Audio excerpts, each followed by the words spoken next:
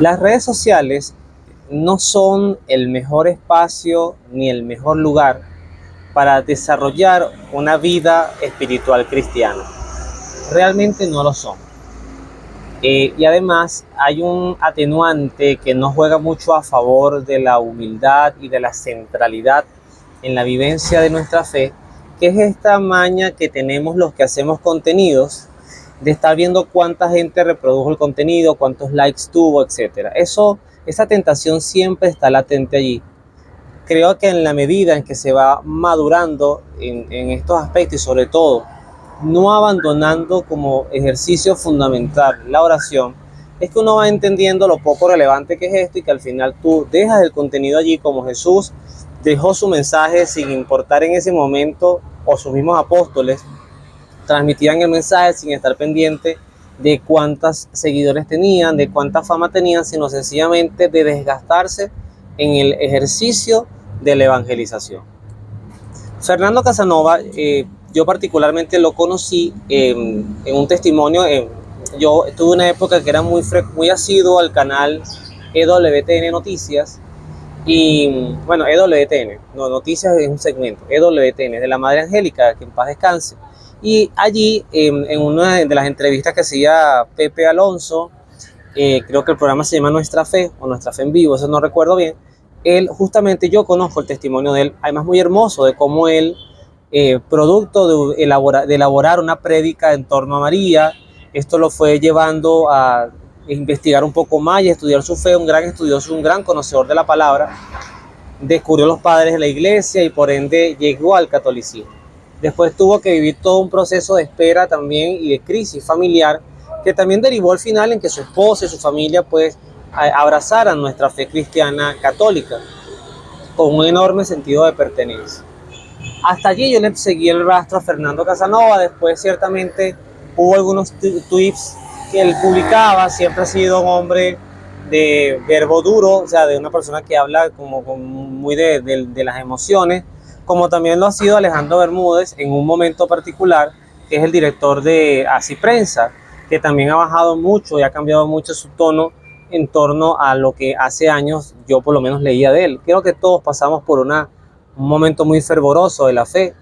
Creo que cuando uno ama realmente a Dios, esa frase de la escritura, del celo por tu casa me devora, que también lo ejercitó Jesús y lo recordaron los apóstoles cuando él expulsa a los mercaderes del templo, pues se hace vida cuando nosotros sentimos que nuestra iglesia católica, sobre todo en quienes están llamados a llevarla, a pastorearla, las cosas no se están haciendo del todo bien. Hay como una ambigüedad o un camino en la línea de la mundanidad que nos puede realmente hacer tropezar. Sin embargo, o hacer dudar o molestar, más que tropezar, es hacer molestar y decir, cónchale, tengo que decir lo que siento.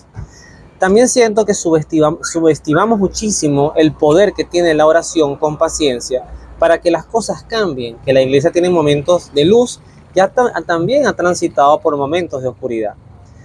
Fernando Casanova, con su formación protestante, que es evidente, inclusive su manera de evangelizar, le mete mucha emoción a sus contenidos. Por eso es que no tiene como matices, sino que cuando insulta lo hace completo y cuando alaba lo alaba con pasión.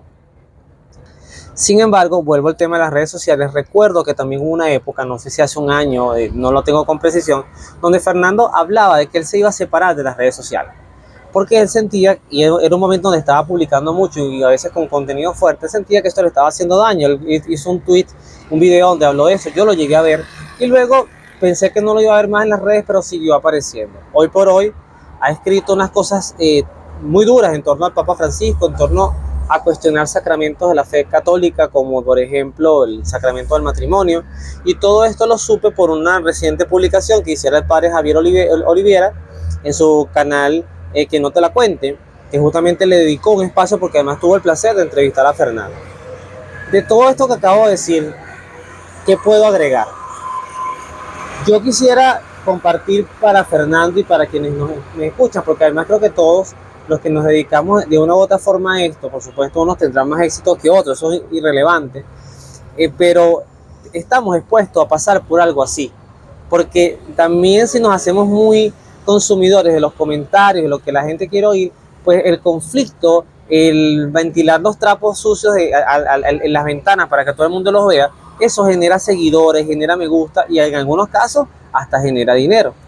Hay una frase que decía Jesús, que está en los evangelios, que decía que cuando un espíritu malo, esto está en el evangelio de San Mateo, en el capítulo 12, del 43 al 45, cuando el espíritu malo sale de un hombre, empieza a recorrer lugares áridos buscando sitio de descanso y no lo encuentra. Entonces dice, volveré a casa donde salí. Al llegar allí, la encuentra desocupada, bien barrida y ordenada. Hasta allí, yo quería hacer una similitud al proceso de conversión de Fernando Casanova. Yo creo que él al entrar en nuestra casa, en nuestra iglesia, él ordena su casa, ordena su conocimiento y además le encuentra más sentido. No hay conflictos entre lo que predica porque todo fluye desde el origen de los padres de la iglesia, de nuestros apóstoles, hasta nuestros días. ¿Qué pasa? Este demonio entonces se va, regresa con otros 7 espíritus peores que él, entran en la persona y se quedan allí. Y entonces la nueva condición de esta persona es peor a la primera. Esto es lo que va a pasar a esta generación perversa, decía el Señor. Palabra del Señor, gloria a ti, Señor Jesús. ¿Por qué digo esto? Porque Fernando, y en especial a todas las personas que hagan labor de evangelización en las redes, son personas, yo no digo somos, ¿verdad? Que yo creo que yo estoy en un nivel muy básico en esto, pero son personas que son apetecibles, además son foco, son objetivos del demonio. Y el demonio nos quiere ver a nosotros literalmente, no solamente en esa capacidad que quizás hemos tenido para hacer el bien, y Fernando ha tenido mucha capacidad para hacer bien, seguramente para ayudar a muchos protestantes también a entrar en la iglesia católica, pero también pensemos, Fernando, en los daños que se puedan causar cuando desde las redes, en vez de retirarnos, hacer silencio y entrar en una fase de discernimiento, pues haya personas que estén consumiendo nuestro contenido, haya habido alguien que esté dubitativo, ¿será que me hago católico? Y te escucha y dice, no, ahora mira, si este tipo que estaba tan fanatizado con el catolicismo, dice esto, ahora menos. Y eso, en lo que Santo Tomás de Aquino, entiendo, explicaba el juicio individual y el juicio final, eso es lo que pudiera estar haciendo que nosotros estemos consumiendo horas de purgatorio innecesarias y hasta caminando en la condenación, no solamente por lo que hacemos en nuestras vidas, sino por los daños que podemos hacer con nuestra influencia y con nuestra imagen en otros. Inclusive, como cuando somos padres, nuestros hijos, cuando somos sacerdotes o predicadores, en las personas que viven la fe. Entonces creo que es importante, cuando uno está en estas épocas de crisis, que además dicen que hay una frase de un santo, ahorita no recuerdo su nombre, no sé si era Santa Teresa, pero decía que cuando uno está así en crisis no debe hacer mudanza. Hay momentos donde cuando uno está en crisis y no tiene las ideas claras y se da cuenta que lo que te está gobernando son tus emociones, porque tienes o demasiada alegría, o demasiado odio, o demasiada rabia, o demasiada sensación de impotencia en tu corazón, lo mejor es recogerse y no estar tanto en los medios. Una de las cosas que quizás le ha hecho daño al Papa Francisco es que precisamente se ha hecho eco de medios de comunicación que después toman sus palabras y las transforman en lo que les da la gana de transformarlo. Y quieren decir algo que la iglesia no enseña en sí misma, pero que queda allí y queda allí para la posteridad.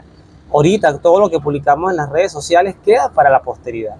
Entonces yo creo que, Fernando,